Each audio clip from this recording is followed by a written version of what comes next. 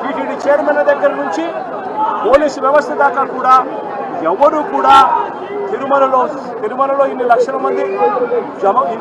మంది వస్తా ఉన్న నేపథ్యంలో వాళ్ళకి ఏ రకమైన సెక్యూరిటీ కల్పించాలి, వాళ్ళకి ఏ రకమైన వసతులు కల్పించాలి అన్న ఆలోచన ఎవ్వరికీ లేదు.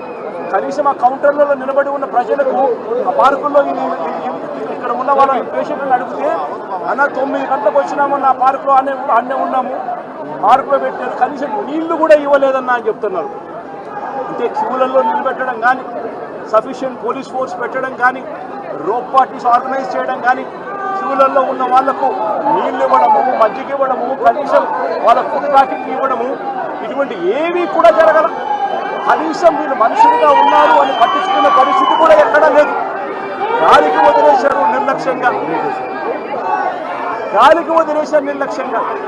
ఇదే 5 సంవత్సరాల కిందట మా ప్రభుత్వంలో 5 సంవత్సరాలు చూస్తే ఇటువంటి కార్యక్రమాలను ఎంత గొప్పగా చేశాము అని చెప్పి ఈ రోజు కూడా ప్రజలు చెప్పుకునేంత గొప్పగా ఈ వ్యవస్థ నడిచింది.